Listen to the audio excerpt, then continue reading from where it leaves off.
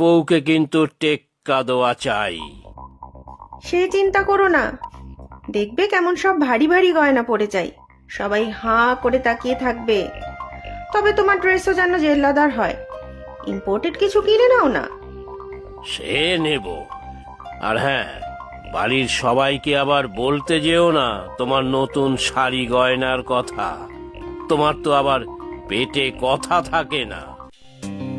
তা ঠিকই বলেছ, নতুন শাড়ি গয়না নিজে পরে না যত আনন্দ পাই, তার থেকে সবাইকে সেগুলোর গল্প বলে বেশি আনন্দ। সবাই যখন হিংসা করে তখন আরো আনন্দ হয়। ঠিক আছে। আর হ্যাঁ, তোমার আমার পোশাক শাড়ি যখন কিনবো, তখন না হয় বাড়ির অন্য সবার জন্য নতুন পোশাক কিনে আনবো, কি বলো? সে তুমি যা ভালো বোঝো করো।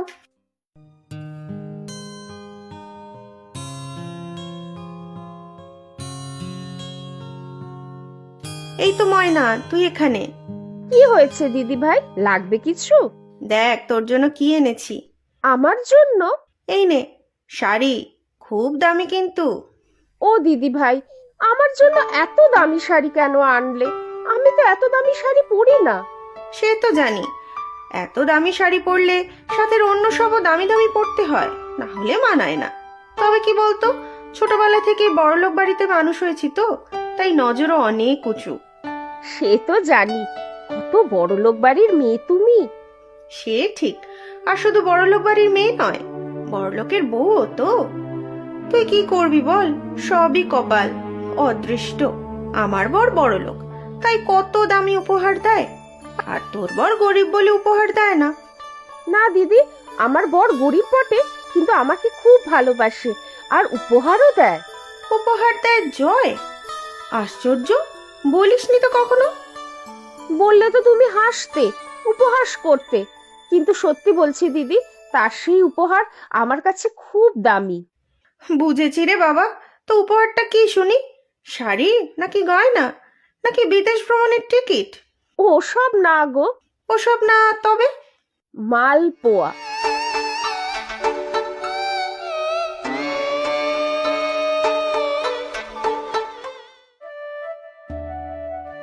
সত্যি গো, আমি মাঝে মাঝে ভাবি, তুমি যদি অনেক বড় লোক হতে, অনেক উপার্জন করতে, তাহলে কি আমি বেশি সুখী হতাম? সে হয়তো হতে, কিন্তু আমার দ্বারা কখনো বড়লোক হওয়া হবে না, সে আমি নিশ্চিত জানি। আমি সত্যি বলছি গো, আমার যা আছে তাতেই আমি খুশি, আর বেশি কিচ্ছু চাই না। এখন দেখো, সবার সাথে মিলেমিশে কাজ করি, বাড়ির অন্য সবার সেবা করি, তোমার সাথে কত গল্প করি, এই ভালো, বুঝলে? তোমার কিন্তু আর বড় লোক হয়ে কাজ নেই। বড়লোক হয়ে কাজ নেই মানে? আমার তো ক্ষমতাই নেই, আর ক্ষমতা নেই বলেই বলতে পারো দরকার নেই। সর্বনাশ হয়েছে জয়, আমাদের এখন ভারী বিপদ। কেন মা, কি হয়েছে? ভয়ঙ্কর কাণ্ড হয়েছে। সকাল থেকেই দেখি বড় বৌমা কান্নাকাটি করছে, বিজয়েরও মাথায় হাত।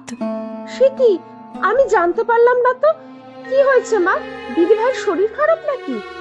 বিজয়ের এত বড় কোম্পানি একদিনেই ডুবে গেছে। এ কি বলছো মা? দাদার অত বড় কারবার